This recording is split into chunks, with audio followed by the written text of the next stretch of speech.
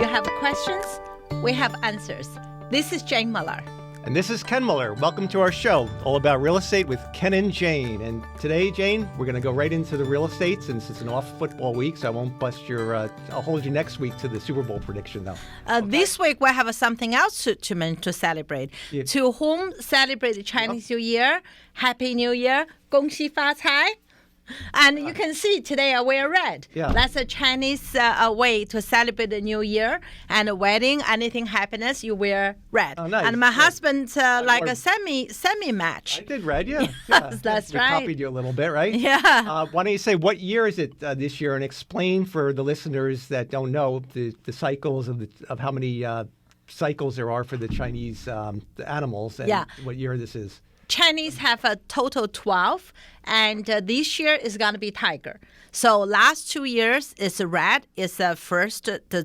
We have a 12-year cycle. The red is the first one, and the ox is second. Third is tiger. Don't ask me how that happened. But that was many years ago. So somebody laid down the rule, and that's right. They have so many different stories why it is. So I mean, they said why. Cat kill mouse because the mouse outsmart everybody. They dig a hole, so they won the number one. And then cat was number 13, so that's why cat killed mouse. But that's a story I was told. But this is the third one is tiger. And I was told by the feng shui master this year is better than the red and ox year. So can't wait. It's a great way to start the new year. Yes. Oh, and let's hope so, considering that 2020 and 2021 were a little bit rough for most people with all the COVID stuff. So it's got to be better and not worse, right? Absolutely. The tiger, strong. Yeah. Right. That's right. Yes. Strong like King Kong. Yeah. Yeah. Healthy and prosperity and a happy new year. All right. Yes. Yeah. Yes. Definitely. All right, so let's get back to the real estate. Yes. The last show, we started talking about the selling process, about what, we went through the steps, getting your home ready to sell, the marketing, the photos, and then started talking about the procedure with how you market the house through showing time, which is mainly the venue for the real estate agents to show the house, and also other marketing avenues like hosting open houses and the advantages of that, and allowing more flexibility, more buyers to see the home. It's all about exposure, getting the more people that come and can view the home, the more chance for offers and driving the price up and all that. Yes. So then we started touching upon, what the procedure is when you get an offer, and there's no real rule of how to go. It's kind of case by case specific. If you get one offer, should you accept it, or should you wait till you get more offers, or what period of time? If the home has been on the market for a week or 2 weeks, at what point in time does the seller say, you know what, I got to pull the trigger and accept one? So it's kind of a case by case situation, and that's where they have to look for the guidance of a professional realtor to guide them based on their particular home and the market conditions, right? Absolutely. And once the seller accepts an offer and they sign it, they go into attorney review. That's something we want to bring all the sellers' attention. In New Jersey, attorney review is really not a binding contract yet. Wait, we should step back. I mean, once you're leaving out a very important step. Basically, the way the offer is done, the realtors have a contract. They either use the New Jersey, most realtors use the New Jersey NJAR contract, which is basically a pre-printed contract that's got fill in the blanks for the price, the deposit, the closing date, the mortgage commitment due date if applicable. Basically it's fill in the blanks, and that was a settlement reached between the realtors and the lawyers that allow licensed realtors to handwrite or type in that particular pre-printed contract. And there's also an additional provision section at the very end where you can write in additional things like the waiver of the appraisal contingency, the waiver or limitation of the home inspection. Yeah. But and then basically that's presented to the seller with the offer along with the mortgage pre-approval letter if they're getting a mortgage, or the proof of funds if they're paying cash. And then once the seller initials and signs that and you have a fully executed document, so then you present that to the attorney. It's not that's right. And we should clear up because a lot of sellers basically say to you, Jane, I don't want to sign anything until I have my attorney look at it. But that's different. Like in New Jersey, the attorneys don't look at anything until they have a fully executed realtor contract. That starts the basis, right? Yeah, the key thing from that is a lot of buyer and the seller get confused. When the buyer agent wrote an offer, that's called offer. But once seller accepted, the same paperwork become a contract. But it's not a binding contract. It's subject to attorney review, which has come to another very important point, right? When you in attorney review, if the buyer or seller both parties didn't have a lawyer represent them, if they did nothing, a lot of people said if I do nothing, and that means we didn't have a contract. Wrong. If your buyer and the seller, if both side lawyer didn't do anything or you didn't have a lawyer, after third day, okay, when you deliver the contract to the other party, fully executed contract, right, that day doesn't count. From the next day, right, 3 business days, right, the contract is binding. Binding, that's correct. Yes, based on the pre-printed contract. Right. So it's binding. But that's why with every contract you're required to give both your buyer and your seller the opinion 26, which which has to be part of the contract. It's got to be signed by both the buyer and the seller and the list agent and the buyer agent. That basically explains to them the right to have a contract, and it basically tells them the implications of not having an attorney review the contract and disapprove of it. Otherwise, so that's a very important disclosure that all must be signed. Have to be signed and aware of, right? That said, a real estate agent cannot give a legal advice, and you're entitled of an attorney, but you recommend to have an attorney. So another misunderstanding could be was during the attorney review, do I start still showing the home? Once again, that's individually based on the seller. Putting on your marketing hat and your sales hat, you're always going to say yes. Because you can get more money for your client. That's not only more money, it's better terms. Better terms. Yeah, right? better terms. I had so many times, right? We were able to in the attorney review, and we got a better offer. So we always, be fair for one we have in the contract, go back to them. But sometimes if they had a very low down payment, or it's really financially not as strong, say if you have a cash offer, during the attorney review, the seller want a sure thing, and especially with a very flexible closing date, and the other person said, "Oh, I'm cash. I don't have nothing to sell. I can close any day." Obviously, it's much better suit for the seller. So in a nutshell, right, and another reason you want to continue to market the home during attorney review is the buyer could change their mind too. Yes, many times happens. It's not. Yeah, they could have something else, and they could have a loss of job, or they could find another house that they like better, and then they could tell their attorney just issue a kill letter. And so the listeners know in attorney review, the contract can be canceled by either side for any reason or no reason. They just change their mind. They don't have to give a reason. That's a whole beauty or magic of attorney review. Basically, during attorney review, there is no binding contract, because the first thing the attorney says when the first attorney to strike a letter will say, "I hereby disapprove of the contract. However, it would be acceptable subject to," and then they list maybe 10 to 20 to 30 paragraphs subject to X, Y, and Z. Yes. So basically, you're in no man's land during attorney review until both sides agree to the attorney review letters or addendums, and then they sign off, or the attorneys sign off on it. Absolutely. During that time, the house, still on the market, and the people still can present. I understand sometimes the buyer agent write on a contract after accept offer, seller agree, no longer show the home. Sometimes our sellers don't want to show the home. They said, you know what, we're happy with our buyer. We don't want to show. But on the other hand, we cannot stop people to make offer. How many times we stopped the showing, the seller said, "Nope, Jane, I understand what you're saying. You want the best for me, but the best for me is to stop showing. It's a COVID, plus we're happy with the buyer. We don't want to show." Right. But here's another situation. Let's say we're out of attorney review, and this is probably, let's say you get an offer a week before the closing. As an agent, you get an offer from another agent. It's a week before the closing. What is your duty? Is your duty to present the offer to the seller? Absolutely. Yep. You have to present. I have a lot of time the agent call me, say, "Oh, Jane, I saw you under contract. My buyer want to make offer." It is our duty to present the offer to the seller up to the date of closing. Right.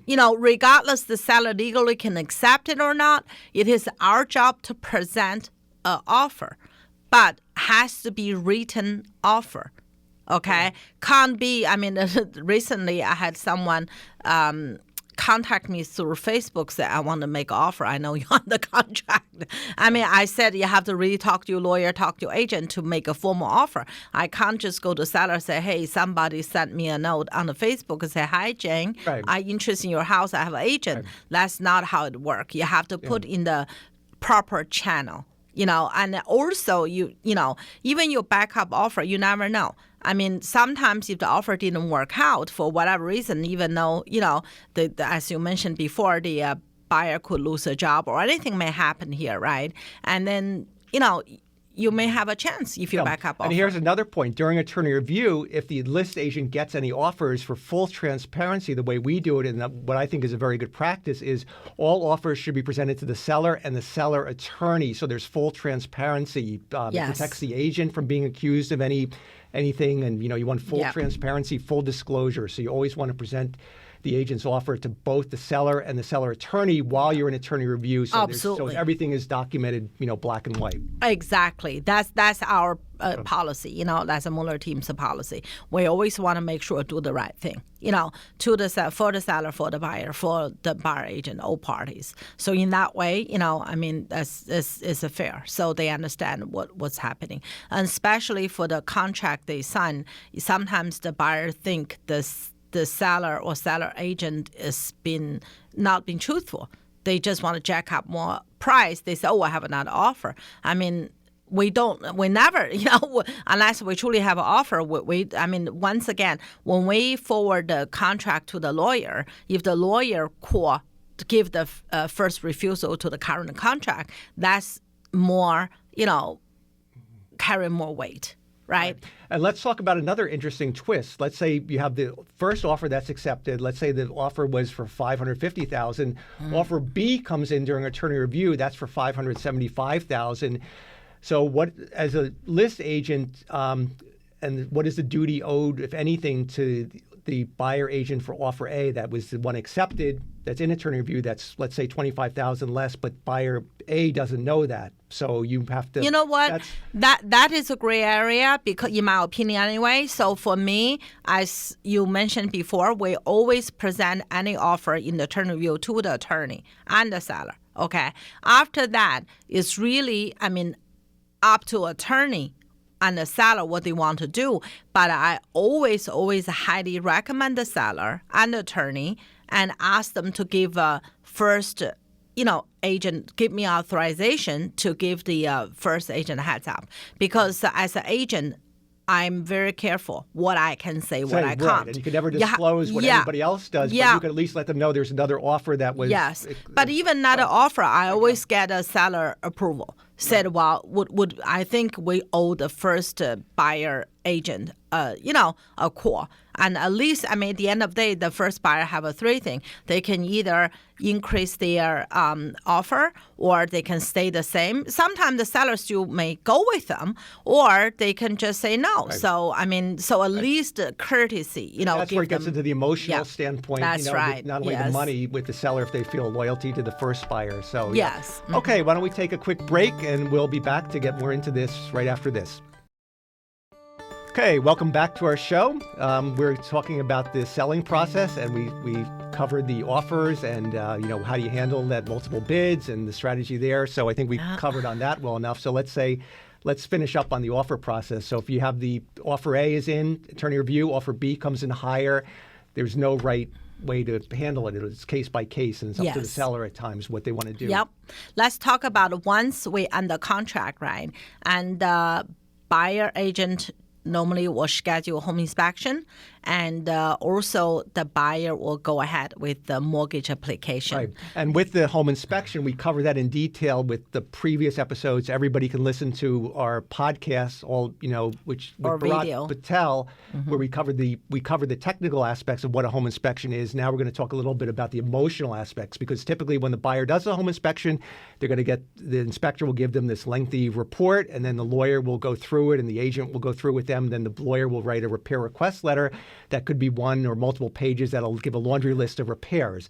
And some of them may be legitimate, some of them may be debatable, and that's where the emotional standpoint comes in, because oftentimes the sellers will get upset and think, oh my God, they asked for the sun, the moon, and the sky, where it may not be the case. So there's a certain emotional element where the seller has to be calmed down. And absolutely, I always advise seller, right?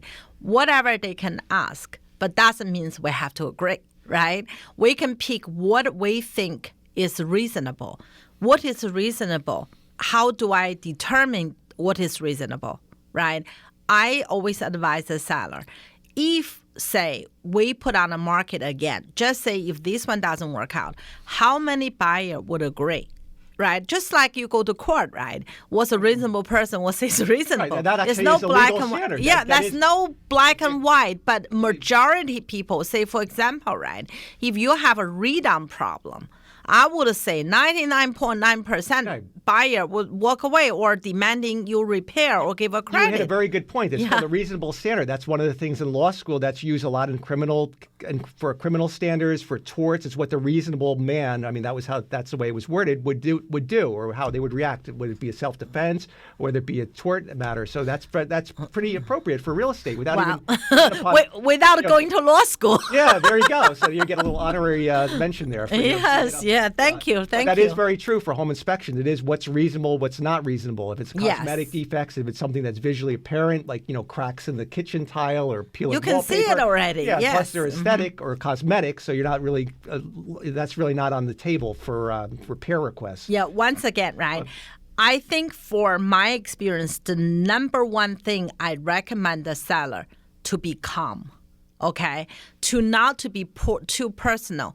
It's hard. Just like if you say my daughter is not the most beautiful girl in the world, I get upset too, But you have to distance that. It's very personal. I get it, but you have to sort of look at it from the third person point of view. From an objective standpoint. Yes, exactly. Really right. Yeah, sometimes the seller really get upset.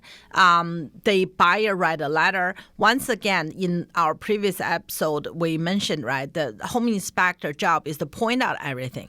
They didn't say you ask for everything, point out everything. But sometimes some buyer would ask more. Some buyer would ask less, the main point. But that's the first letter, in my opinion and experience, is just open a dialogue, open negotiation. So I would say to seller, don't get discouraged or lose sleep or worried or upset because of first letter. I had examples, some sellers saw they had a mold or they have some, big issue. They lose sleep. I said, no, the buyer have no sign of backing out. As long as we fix it professionally, prevent it happen again. When you fix, it's not only fix the problem, you have to fix the cause. So prevent it gonna happen again. So most the buyers are reasonable, especially in today's market. So that's really, don't panic. The emotion, that's the most difficult part during the home inspection process, in my experience. Right, and typically the buyer attorney will give a list of maybe 10 to 12 items, and then sometimes the summary, the whole thing. No, the whole summary, right? And then, that's really, really upset but the the seller. Expectation on the buyer side is not necessarily to get everything done. That's just a starting ground, and they know that the seller is going to chop that list, and so if they only ask for 6 items up front, they're only going to get 2. So their strategy is to basically ask for more and then know that they're going to chop it, but they want to have enough cushion so they get what they really want. But it's really negotiation between, typically the agents get involved, and you see what is legitimate, what's not legitimate. Of course, mold, radon are kind of sometimes waterproofing issues are big. If there's a structural issue with the beam, that it may not be, it's probably not the end of the world, but it probably has to be addressed through, the joist if there's a crack or something in the foundation. So those are all very important issues. And then electrical and plumbing, if there's leaks, of course, it has to be, you're buying a house with the expectation that the roof doesn't leak, that the plumbing doesn't leak, that the electrical GFIs are working properly, right? So there's safety is a big concern, like the radon, like the, other, safety issues. So, I mean, once we finish the negotiation with the home inspection, it's really negotiation, right? No right or wrong and we should say the negotiation can end in basically 3 different ways. Basically, the seller can say, I'm not doing anything, and the buyer which has happened in today's market more often than you think. Or the buyer can walk away. Yes. Or the parties can negotiate and agree to a compromise where the seller fixes certain things and doesn't fix others, or the seller can give a monetary credit. I'll give you $3,000, credit, for everything and to go away, or they can fix certain things and give a credit for others, and that could be the settlement. Yes. So there's all different scenarios what could happen based on the condition of the repair request. Absolutely. And one thing I just would like to mention, right? I mean, some buyers, it's not often in today's seller market, but in the buyer market, right? Some buyer like to finish home inspection, finish the negotiation, and then apply the mortgage. The reason is they don't want to waste money on the mortgage application and the appraisal. But I think that's really, should be done in good faith, do it independent of the home inspection. And most of the time, personally, I feel, right, if the buyer went ahead, had a home inspection and had a mortgage application, right, if later on we do have a negotiate back forth and a home inspection, if the buyer finished the mortgage application, the loan's clear to close, right, or get a commitment letter at least, that will helping the seller to more compromise, because we see the end of the tunnel. But some buyers say, nope, I want to get this, I will do that. In the today's seller market, the seller can say, you know what, that's too much for me. And that's that's where a good list agent comes in, because it's the list agent's job to follow up, make sure that deposit money is tendered to the buyer attorney or the seller attorney or the title company, whoever is supposed to hold it. Both agent job. It's both agents' job, but you want to protect your seller, and also you want to make sure that the appraisal is ordered, and that's done because you need the appraisal to get the mortgage commitment, and the mortgage commitment is typically a 30-day period from the end of attorney review, so you don't want them to wait till the end of the home inspection, because the home inspection could be scheduled in 2 weeks, and then thereafter you could be negotiating, so you don't want to find out the appraisal's not ordered, and then you're going to be behind in getting the mortgage commitment. Well, when you get behind the mortgage commitment, right, once again, this is seller market. If the seller can cancel the contract because you're in breach, because if you didn't do the mortgage commitment according to the contract, your lawyer, the buyer lawyer, should ask for extension. The seller don't have to grant it. So that's the thing. Think about it. If the seller and the buyer arguing for, say, $1,000, right? They couldn't reach agreement. $1,000 is a lot of money, right? And if the buyer didn't apply mortgage yet, from the seller or seller agent perspective, we really didn't lose much. If we cancel the contract and the buyer gonna take X amount of time, 30 days to get a mortgage anyway. But if you already had a mortgage done, so we will say, how much we fight about $1,000. Look at from business perspective, right? If we put about market, assume we get the same amount, right?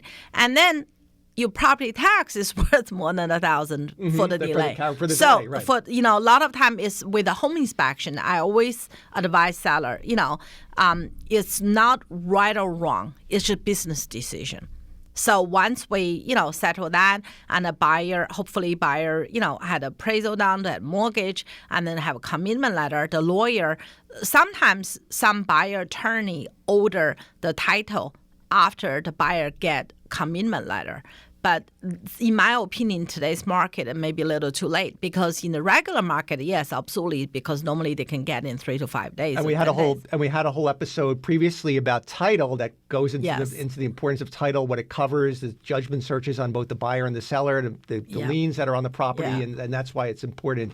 So, right, and assuming the title is clear, the mortgage commitment is given, then we're pretty much on the launch pad, ready to go to the closing. It's not a done deal yet, but it's but you're getting close to liftoff. Yeah, the buyer mortgage company have to clear to close. Once the buyer mortgage company clear to close, and both attorney can schedule closing date and time. Once the scheduled date and time, and then the agent can schedule the final walkthrough. Well, actually, wait a minute. Now there's another step. I said we got to go through the details, right? Because now the law changed under the New Jersey contract. They now give the buyers the legal right to do a pre-final walkthrough and a final walkthrough. Yes. I think the purpose of the pre-final walkthrough is really to probably check the house to make sure the agreed upon repairs were done. Yes. And, which is good. It saves time. It should hopefully save time at the final walkthrough. Yes. But that's something that the buyers have a right to do if they choose to. Not every buyer is going to do two walkthroughs, but they have that right to do it in the contract. Absolutely. I always advise the seller about, because sellers say, why they want to come back twice? Were they looking for, problem? I said, no, that's their legal right. Whether or not they exercise their right is the buyer's choice, right? And all the contract we closed last year was almost, 98 contract. I think only one maybe had a 2 walkthrough. Majority of the buyer chose just had a final walkthrough. The final walkthrough either the day before the closing or the same day of closing. Yeah. And speaking about, we forgot also about mention the CCO and the fire. Yes. That's a necessary step that the sellers have to do. Every seller in New Jersey needs to have a fire inspection done, and depending on the town you reside in, you may also need a CCO. That's town dependent. Yeah. Dependent. With as far as the CCO, I always recommend the seller, especially if they had a house for 20, 30, 40 years, right? Normally, we start the CCO process as soon as we got under contract. So just like the buyer not waiting for the home inspection to apply the mortgage, the seller, we always, as a Mueller team, we always help seller for the process, because at the end of the day, we do hundreds closing a year. So we help them to apply, to schedule a home inspection. Because, sometimes with a CCO, you may not pass first time. You may not pass second time. You may not pass third time. So it may take time. So as soon as we under contract, we would advise seller to apply. And generally speaking, most CCO and the fire, expire in 6 months, but a certain town only 3 months. So once again, it's a case by case, right? Mm-hmm. So if it's 6 months, we normally just apply as soon as, once again, we under contract, because you have 6 months. If this deal doesn't work out, you have a time. But 3 months one, you really have the time a little bit later. But once again, if it's CCO, I rather suggest owner to pay reinspection than lose it. So that's very important. Right. Yeah. Mm-hmm. And then we come to the final day of the final walkthrough, assuming the buyer has it clear to close. And one of the things, we have to wrap this up, but we're going to get through this now. What's one of the most important things for the sellers to realize at the day of the final walkthrough? We've talked about it, but it's so important, is the utilities. Yeah. Do not call. So a lot of sellers... Do not shut off your utilities. Yes. They must stay on until you legally close the title, which is after the walkthrough. The buyers need the utilities after on. the closing. They want to check the heat, the lights, so the utilities must stay on.